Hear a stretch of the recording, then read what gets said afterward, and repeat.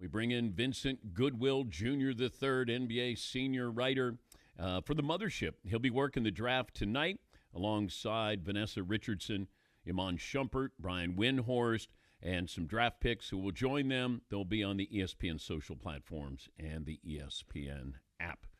If I talked to you yesterday, what was your guess going to be about Giannis? Miami. I think it always gets wonky, Dan, leading up to like the last second. You ever notice during the drafts every year, it's Team X has settled on number one pick, and then in an hour before, there's always this mad dash of maybe we're going to trade down, or maybe you're going to trade for someone else. And then when it all clears up, usually your first answer is usually the right answer. And it felt like Miami, Dan, needed Giannis more than any other team. The Celtics got their own issues now because they let Jaylen Brown dangle out there. But Miami is always star hunting. Pat Riley is always looking for the next white whale, and Giannis has been the object of his affection for the past few years. I'm surprised he hadn't gotten them sooner, to be perfectly honest. Well, he tried. He's tried for the last few years to get Giannis there, but let's grade the trade as we always do. Let's start with Milwaukee with what they got for Giannis. You got draft capital and you got Tyler Hero. Like when you think about superstar trades over the last few years, you usually don't get the Herschel Walker sort of haul, and they got the haul, right? Maybe that's where the Celtics come in, and you bleed everything from the Celtics to make sure that the Heat give you every single thing from Khalil Ware to Hero to Jaime Jaquez, who finished very high in the six-man plus 13 plus two future unprotected first round picks. You got about as much as you could get for a player in Giannis who, let's be honest, only played less than half the season this year and played around 65 games the last 4 or 5 seasons prior to this year. So I felt like they got as much as they could have for a franchise player who was going to leave. Okay, so you now look at the East. Let's handicap this. You got the Celtics and the Knicks who were going to be in the mix. We don't. Well, let me touch on Jaylen Brown here. If you're Jaylen Brown's agent, are you proactive to say, can we stop doing this to my client? How about we decide to part ways? Yeah, I think you kind of have to. It's trending that way. When think about it like this, Dan. Eastern Conference Finals MVP, NBA Finals MVP, top five, top six, top seven MVP candidate this year, kept that Celtics team afloat, got them to the second seed while Jason Tatum was recovering. And this is what happens on the back end. Now, we can quibble on maybe Jaylen Brown not always saying the right things in the wake of their first round loss to the Philadelphia 76ers, but he carried that team this year. And if you, as the Celtics, don't value him as the number one guy, which is their right because they have Jason Tatum, and you're not going to offer him 2 years and $140 million, Dan, at 70 million per, which they could offer him this summer, then you kind of have to trade him. And if you're Jaylen Brown, what have y'all done for me lately, Boston Celtics? If y'all don't want me, I don't want y'all. I know that you put Bam Adebayo with Giannis, and we like, shiny objects here, but you got to fill out that roster. We just saw the New York Knicks win because they had a balanced roster. They had depth as well. It doesn't feel like the NBA is that, hey, you got to have those 2 stars or 3 stars if you can. Feels like you want balance. Oklahoma City, balance and depth. Your thoughts on Miami, how much they improved? They got different. And when you've been setting up to have a star and you get your star, that enables you to do the things that you're good at. The one thing, Dan, that the Heat are great at is finding high value, low cost players. The Duncan Robinsons, the Gabe Vincents, the Max Struces, guys that you surround your superstar with that don't necessarily cost a lot of money. They don't have the resources. Like they're going to lose Norman Powell in free agency by and large. They still have Andrew Wiggins. They're going to be really, really good defensively. But Dan, you didn't make this move, I don't think, for this season. In the NBA, what we've Hmm. seen is you don't add superstar and get a championship. The last time that truly happened was the Celtics of 2007, 2008, when you added Kevin Garnett and Ray Allen to Paul Pierce. Every other iteration since then, by and large, is it takes time. It takes a year to figure stuff out. And I think for them, you get the superstar, you figure out your books, and then you figure out how do we get the shooting around Giannis and Bam Adebayo, so where you don't overtax those guys. But defensively, they're going to be hell on earth. He's Vincent Goodwill, ESPN NBA senior writer, part of ESPN's draft coverage on social media platforms tonight. I couldn't help but think, as soon as the trade was announced, I actually thought about the New York Knicks if they hadn't won the title. If they hadn't won the title, how involved would they have been for Giannis? That's a great question. You wonder if getting to the finals would have been enough, or if they would have said, you know what, guys, we got to completely change up everything. Because it's not like adding Giannis is a small piece. But I think given how they played through the Eastern Conference playoffs, discovering a lot of things, like they got incrementally better. I think what happened, Dan, is we forgot how the regular season looked because of how the playoffs looked. They were so dominant throughout the course of the playoffs that we forgot that they had a very uneven regular season up until the last sort of 3 to 4 weeks where they started to put stuff together.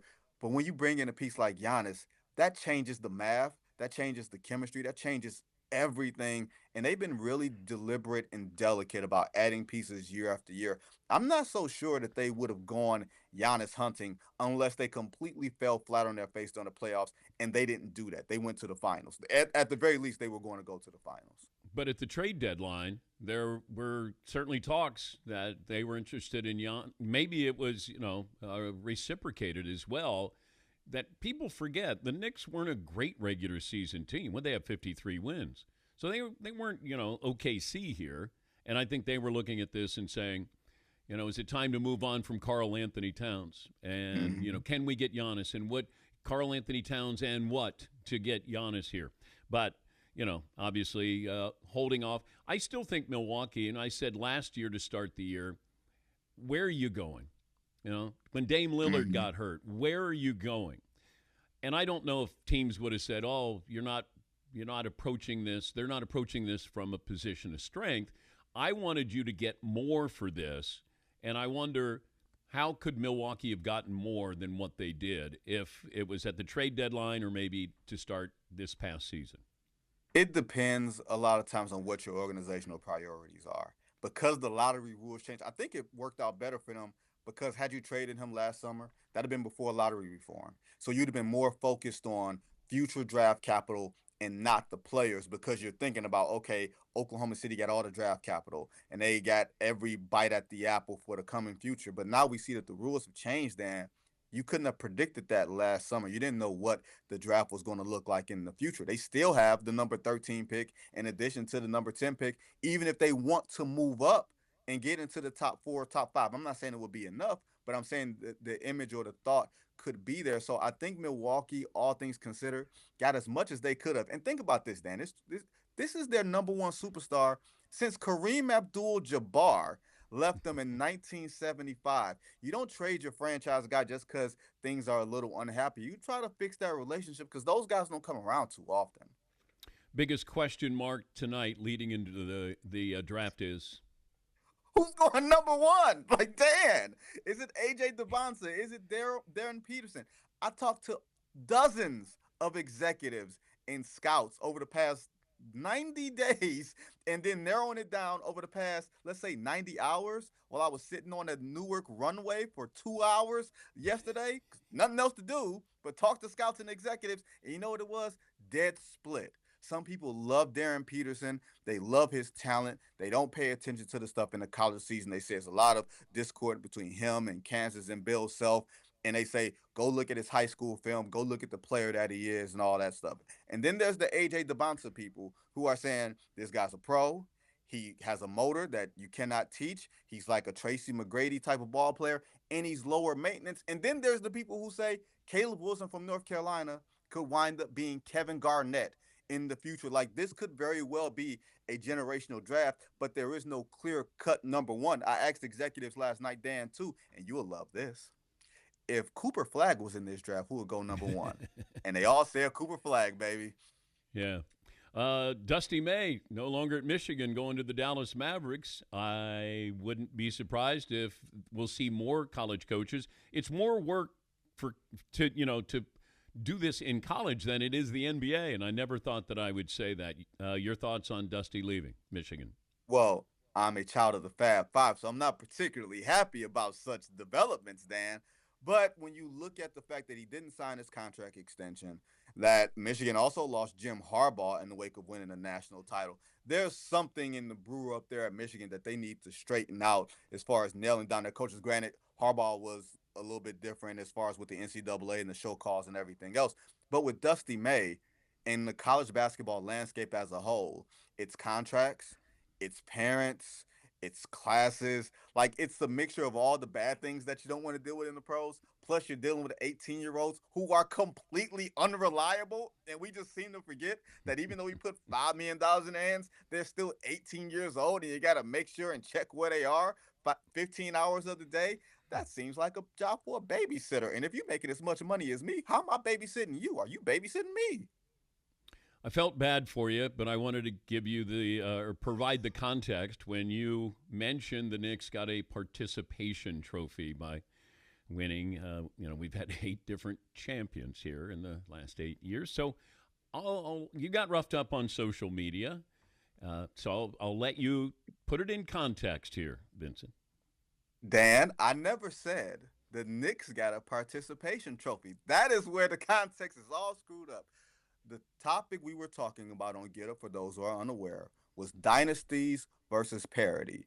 And my point was, in the NBA's greatest era, there's always the team that you have to chase. There's the Celtics, there's the Lakers, there's the Bulls, there whoever it is, that's the big dog. And they were saying, this is great. This is parity. Everybody has a chance. And I'm like the 70s, when the 70s decade was so great that the NBA wound up on tape delay in 1980, up until the Lakers dynasty and the Celtics dynasty popped up. So the quip was just a sarcastic comment of, oh, everybody gets a trophy. You get a trophy. You get a trophy. I thought it was just something funny. I didn't think people would take it so damn literally, but sarcasm goes over people's heads, Dan. Literacy is at an all-time low. I got the commissioner on later. Anything I can ask him on your behalf? On my behalf? Yeah. I'll text you that one, Dan. Oh. Not suitable for airwaves today. Oh, okay. All right. Have fun tonight. Don't say anything that's going to, make social media in a negative way here. I'm going. Or is that your goal? Is that no, your goal? Man, I got death threats. Do you think I wanted death threats from Knicks fans? And I wasn't even talking about them. I said this was the most dominant run you've ever had, and you think I'm talking about y'all. Maybe that's a you problem. That's, when you ain't ever been nowhere, you think everybody talking about you. Do better. Wow. Death threats because you said, or the context, the clip was participation trophy. Who doesn't like you, man? Come on. Knicks fans think I am some Pistons fan because all the media are Knicks fans and they think the journalists have forgotten how to be journalists. I don't root for anybody. I don't give a damn who wins, Dan. My check still clears every week. All right. Well, have fun tonight. Thank you, Vincent. Appreciate you, Dan.